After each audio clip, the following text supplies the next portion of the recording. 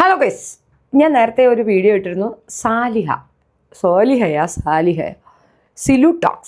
സിലുടോക്സ് okay, അവളുടെ പേര് കറക്റ്റൊന്നും എനിക്കറിയത്തില്ല.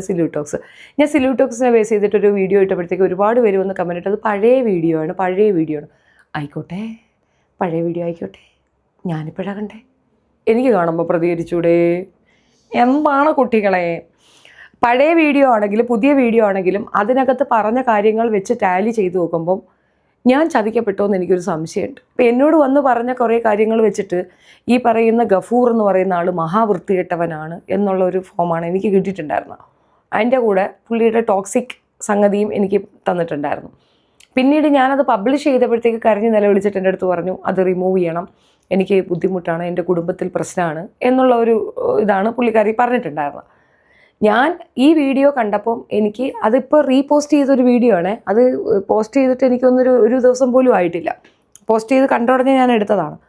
അപ്പോൾ എനിക്ക് തോന്നി അത് ഇപ്പം ആ കൊച്ചു വീഡിയോ ചെയ്തിട്ടുണ്ട്. ഞാൻ പിന്നെയാണ് അതിൻ്റെ ചാനലിൽ പോയി നോക്കിയത്. അപ്പോൾ എന്തോ എവിടെ പോകാനൊക്കെ തയ്യാറെടുത്ത് എന്തൊക്കെ ചെയ്യുന്നുണ്ട്. ഒരാൾ ഇങ്ങനെ കുറേ മനുഷ്യരുണ്ട് കേട്ടോ. അവർ ഉമ്മറയ്ക്ക് പോയി കഴിഞ്ഞാൽ അവർ നല്ലവരായി, അവർക്ക് ക്യാൻസർ വന്നു കഴിഞ്ഞാൽ അവർ നല്ലവരായി.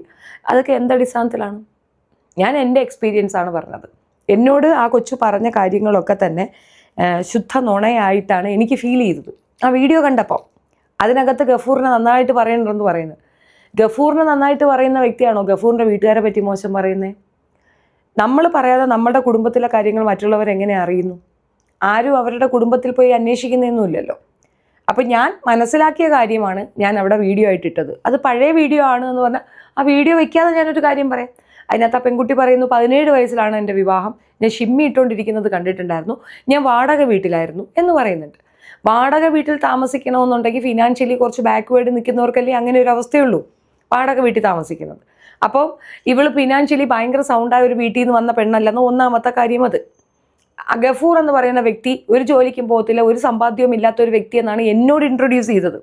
അപ്പോൾ അത് വെച്ച് നോക്കുമ്പോൾ അയാൾ ഗൾഫിൽ അത്യാവശ്യം നല്ലൊരു ജോലിയുള്ളൊരു വ്യക്തിയായിരുന്നു. അത് കണ്ട് മനസ്സിലാക്കിയിട്ട് തന്നെ സ്വന്തം മകളെ അങ്ങോട്ട് കെട്ടിച്ചു കൊടുത്തത്. 17 വയസ്സ് 16 വയസ്സ് കല്യാണം കഴിച്ചവരെ എനിക്കറിയാം. ഇസ്ലാം കമ്മ്യൂണിറ്റിയിൽ ഒരു വലിയ പ്രശ്നം അതാണ് 16 വയസ്സ് 17 വയസ്സ്. ഞാനും ആ ഏജിൽ കല്യാണം കഴിച്ച ഒരാളാണ്. എന്നെ ആ ഏജിൽ തന്നെ കെട്ടിച്ച് 18 വയസ്സിലാണ് എൻ്റെ മകനുള്ളത്.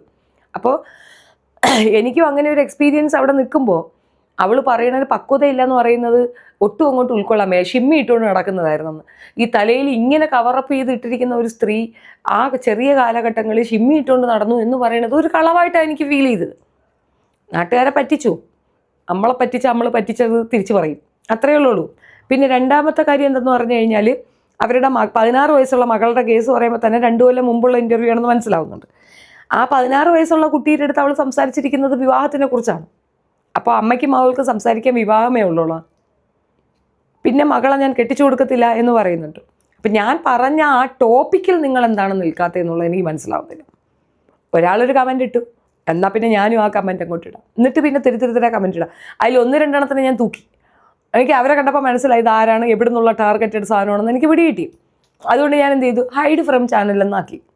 പിന്നെ പലരും വന്നിട്ട് പച്ചത്തെറി എഴുതി വെച്ചിട്ട് കമൻറ്റ് മുക്കല്ലേ എന്ന് പറയുന്നത്. കമൻറ്റ് മുക്കും.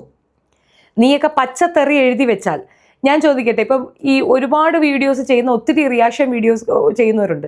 അവരുടെ അടിയിലൊന്നും നിങ്ങൾക്ക് ഈ തെറി എഴുതണമെന്ന് തോന്നുന്നില്ലല്ലോ. അതെന്താണ് എൻ്റെ കമൻറ്റ് ബോക്സിൽ വന്ന് നിങ്ങൾക്ക് ഈ തെറി എഴുതണമെന്ന് തോന്നുന്നത്? അപ്പം ഞാൻ കണ്ടുപിടിച്ച മാർഗം അതാണ്. അത് ഫേസ്ബുക്കിലായിരുന്നാലും യൂട്യൂബിലായിരുന്നാലും തെറി എഴുതുന്നവരെ ഞാൻ റിപ്പോർട്ടാണ് കൊടുക്കുന്നത്. ഞാൻ മെനക്കെട്ടിരുന്ന് റിപ്പോർട്ട് ചെയ്തിട്ട് ഇനി ഒരിടത്ത് പോയി തെറി എഴുതാതിരിക്കാൻ പറ്റുന്ന തരത്തിലുള്ള റിപ്പോർട്ടും കൊടുത്തിട്ടാണ് ഞാൻ നിങ്ങളെ എടുത്ത് പുറത്താക്കുന്നത്. അങ്ങനെ ഞാൻ ചെയ്യും. അതുകൊണ്ട് തെറി എഴുതാനായിട്ട് അങ്ങോട്ട് തള്ളിക്കൊണ്ടുവരേണ്ട. ആശയപരമായ സംവാദങ്ങൾ ഓക്കെയാണ്. തെറി എഴുതി വെക്കാനായിട്ട് എൻ്റെ ചാനലിൽ നിങ്ങൾ ചൂസ് ചെയ്ത് കഴിഞ്ഞാൽ എനിക്ക് മറുപടി ഉണ്ടാവും. പിന്നെ പണ്ടത്തെ കണക്ക് ഞാൻ തിരിച്ചിരുന്ന തെറിയിൽ അതൊക്കെ ചെയ്യുമായിരുന്നു അന്ന്. ഇപ്പം എനിക്ക് താല്പര്യമില്ല. കാരണം കാണാൻ വരുന്നവരെല്ലാം നിങ്ങളെപ്പോലെ 3rd ക്ലാസ് അല്ല. ഈ തെറി എഴുതുന്ന 3rd ക്ലാസ്സിലുള്ളവരല്ല എൻ്റെ വ്യൂവേഴ്സ് എന്ന് പറയുന്നത്. അവർക്കൊരു നിലവാരമുണ്ട്. അവർക്ക് ആ നിലവാരത്തിലുള്ള വീഡിയോസ് കൊടുക്കാമെന്ന് ഞാൻ പ്രോമിസ് ചെയ്ത സ്ഥിതിക്ക് ആ നിലവാരത്തിലുള്ള വീഡിയോസ് ആയിരിക്കും ഞാൻ ചെയ്യുകയുണ്ടാവുക. അപ്പോൾ അതിനകത്ത് തെറി ഉണ്ടാകത്തില്ല. അപ്പം നിങ്ങൾ അങ്ങനെ ഒരു ടാർഗറ്റായിട്ട് വന്നു കഴിഞ്ഞാൽ ഒന്നും ചെയ്യാനാകത്തില്ല. പിന്നെ എന്നെ വന്ന് തെറ്റിദ്ധരിപ്പിച്ചിട്ടുണ്ടെങ്കിൽ അത് ഏതറ്റത്തേക്കാണെങ്കിലും തെറ്റിദ്ധാരണ മാറിയാൽ ഞാൻ തിരിച്ചു പറയും. അതിനകത്തെ തർക്കമില്ല. അതിപ്പം സിലു ആയിരുന്നാലും ആരായിരുന്നാലും. സിലു എന്നോട് പറഞ്ഞത് മുഴുക്ക ഗഫൂർ എന്ന വ്യക്തി വെറും കുഴപ്പമാണെന്നാണ് പറഞ്ഞത്. അയാൾ പഠിക്കാൻ വിട്ടു എന്നുള്ളതൊന്നും എനിക്കറിയത്തില്ലായിരുന്നു. ഇപ്പോൾ ഈ വീഡിയോയ്ക്കകത്ത് പ്രത്യേകം പറയുന്നുണ്ട് അയാൾ പഠിക്കാൻ വിട്ടു എന്ന്. പ്രഗ്നൻ്റ് ആയത് അയാളെ കുറ്റമാണോ? തുരുതുരെ പെറ്റത് അയാളെ കുറ്റമാണോ? 2 പ്രസവമാകുമ്പോൾ തന്നെ കുട്ടികളെ സ്റ്റോപ്പ് ചെയ്യാനുള്ള പരിപാടി അവരുടെ അമ്മക്കും അവക്കും അറിയത്തില്ലായിരുന്നു. 17 വയസ്സിൽ കല്യാണം കഴിച്ചു, 18 പെറ്റു, 19 പെറ്റു, 20 പെറ്റു, 21 പെറ്റു, 4 നിർത്തിക്കൂടെ? പിന്നെയും പെറ്റു. ഇതിപ്പോൾ എത്ര എണ്ണമായി? ഇതിൻ്റെ കുറ്റങ്ങളെല്ലാം പറയണത് അയാളെയാണ്. അതെന്താ? നീ ഒന്നും അറിയാതെ മനസ്സറിയാതെ കിടക്കുക മാത്രമാണോ ചെയ്തത്? അപ്പോൾ എനിക്ക് മനസ്സിലായ ചില കാര്യങ്ങളുണ്ട്. ഇനി മനസ്സിലായ കാര്യമായതുകൊണ്ടാണ് ഞാനത് പറഞ്ഞത്. അപ്പോൾ എന്നോട് നുണയാണോ സിലു പറഞ്ഞതെന്നുള്ളതാണ് എൻ്റെ ഡൗട്ട്. ആ ഡൗട്ട് ഞാൻ നിങ്ങളോട് ഷെയർ ചെയ്തു എന്നേ ഉള്ളൂ. പിന്നെ ആരോ പറയുന്നുണ്ടായിരുന്നു എന്തോ കണ്ടന്റ് ഇല്ലാത്തതുകൊണ്ടാണെന്ന്. അതെ, കണ്ടന്റ് ഇല്ല. നിങ്ങൾ കുറച്ച് കണ്ടന്റ് തരുമോ? അല്ല, നിങ്ങളിൽ കുറേ കണ്ടന്റ് ഉണ്ടെങ്കിൽ തരി. ഉണ്ടോ? ഇല്ലല്ലോ. അപ്പോൾ ഇതൊക്കെ തന്നെയാണ് എൻ്റെയും കണ്ടന്റ്. ഞാനത് സ്ക്രോൾ ചെയ്തപ്പോൾ കണ്ട വീഡിയോ ആണ് ഞാൻ എടുത്തു വെച്ച് റിയാക്ട് ചെയ്തത്.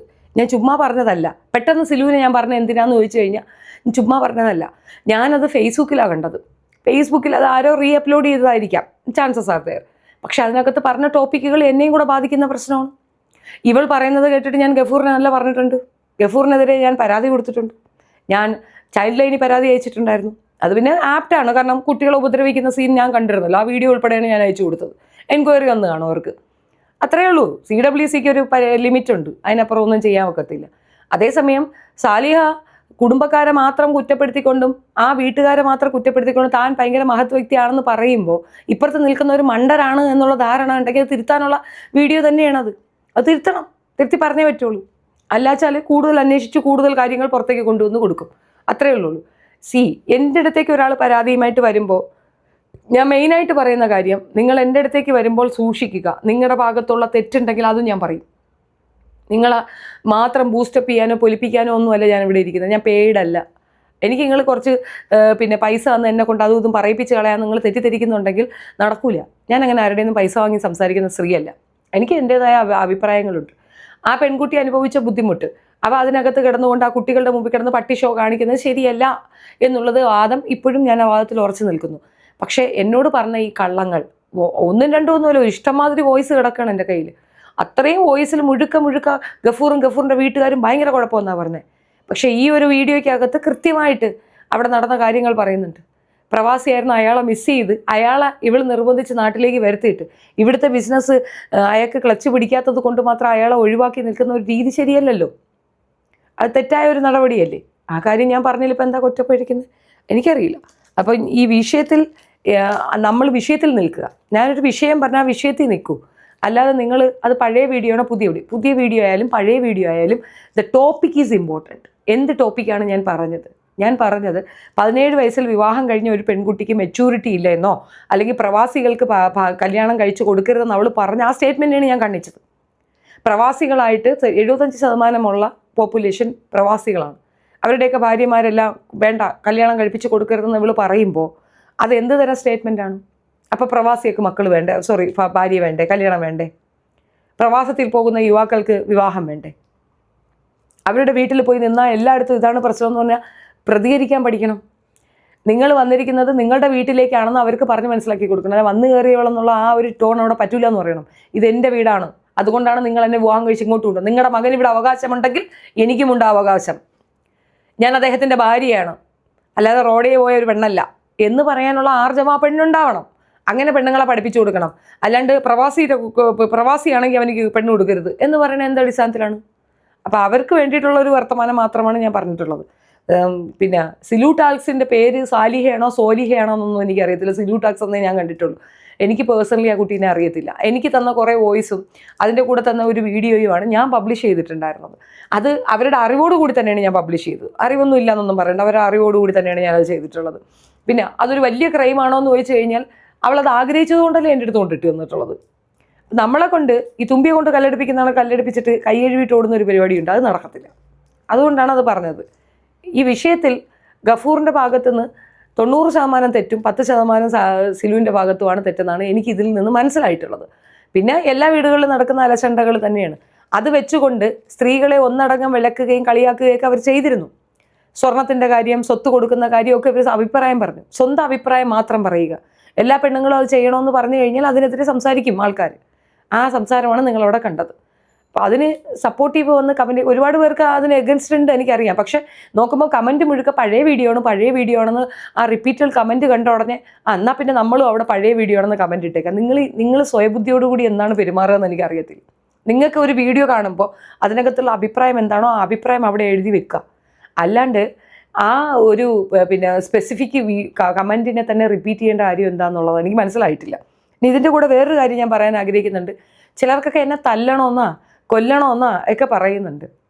എടാ, തന്തയില്ലാത്തരം ഒരു അലങ്കാരമായിട്ട് കൊണ്ടു കിടക്കരുത്. തന്തയില്ലാന്ന് മനസ്സിലായി, അതില്ല. അതുകൊണ്ടാണ് ഒരു കാര്യവും ഇല്ലാതെ നമ്മൾ ഇന്നവരെ ആ ഒരു ടോപ്പിക്കേ എടുക്കാത്തടത്ത് അങ്ങനെ ഒരു വ്യക്തിക്ക് ഇരുന്നുകൊണ്ട് എന്നെ തല്ലണമെന്ന് പറയുമ്പോൾ നീ എന്തോ എൻ്റെ കൈ വാങ്ങി മറിക്കാൻ പോവുമോ? തല്ലണമെന്ന് മുമ്പൊരുത്തം പറഞ്ഞായിരുന്നു. എൻ്റെ വീട് വരെ ഞാനൊന്ന് പോയായിരുന്നു. ഇപ്പോഴും അവനിക്ക് അതിനകത്ത് സുല്ലിട്ടുകൊണ്ട് ഇരിപ്പുണ്ട്. നീ അവൻ്റെ അടുത്ത് ശരിക്കൊന്ന് ചോദിച്ചു നോക്കാത്ത എന്ത് തല്ലെങ്ങനെ ഉണ്ടായിരുന്നെന്ന്, എങ്ങനെയുണ്ട് എന്നുള്ളത്. അപ്പോൾ അങ്ങനത്തെ മെനക്കേടുകൾ കൊണ്ട് ഇങ്ങോട്ട് തള്ളല്ലേ. അതെന്താ എളുപ്പമോ ഇളക്കരോ? എനിക്കിപ്പോഴും മനസ്സിലാവാത്തൊരു കാര്യം. പലരും വിളിച്ചെന്നെ ഉപദേശിക്കുന്നതാണ്, അപ്പോൾ യൂട്യൂബേഴ്സ് വിളിച്ച് ഉപദേശിക്കുന്നതാണ്. ചേച്ചി അത് ഇങ്ങ് വിട്ടുകളയണം. എന്ത് വിട്ടുകളയണമെന്ന്? ഇപ്പം നിങ്ങൾക്കൊക്കെ ഉണ്ടാകുന്ന അനുഭവം എന്താണ്? നിങ്ങളടുത്തൊക്കെ ആശയപരമായ തർക്കങ്ങൾ അവർ പറയും. ഇത് എൻ്റെ തന്ത, തള്ള, മക്കള്, എൻ്റെ കുടുംബം, എൻ്റെ ഉമ്മ, ഇവരൊക്കെയാണ് സബ്ജക്റ്റ്.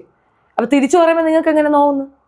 പിന്നെ അതേപോലെ തന്നെ പ്ലക്കമ്മയെക്കുറിച്ച് ഇന്നലെ പറഞ്ഞതിനെ പറ്റിയും താഴെ 2-3 കമൻറ്റ് വന്നിട്ടുണ്ടായിരുന്നു. പ്ലക്കമ്മയ്ക്ക് എൻ്റെ മോനെ പറയാമോ, എന്നെ പറയാമോ? എന്താ പ്ലക്കമ്മയുടെ മോളെ പറഞ്ഞപ്പോൾ എന്താ നിങ്ങൾക്ക് ഒന്നും അറിയാത്ത കുട്ടിയാണെന്ന്. കിച്ചു എന്തറിഞ്ഞിട്ടാ? കിച്ചുവിനെ കുറിച്ച് എന്തിനാ പറയുന്നേ? എല്ലായിടത്തും ഉണ്ട്. ഇങ്ങോട്ട് പറയുമ്പം നമ്മൾ കേട്ടോണ്ടിരിക്കണം. അതെന്താ ഓൺ സൈഡഡ് ആണോ, റേഡിയോ ആണോ? തിരിച്ച് മറുപടി ഉണ്ടാവും. ഞാൻ മറുപടി പറയുന്ന സ്ത്രീയാണ്, എനിക്ക് മറുപടി ഉണ്ട് എന്ന് തന്നെയാണ് അർത്ഥം. അത്രയേ ഉള്ളൂ. Thank you.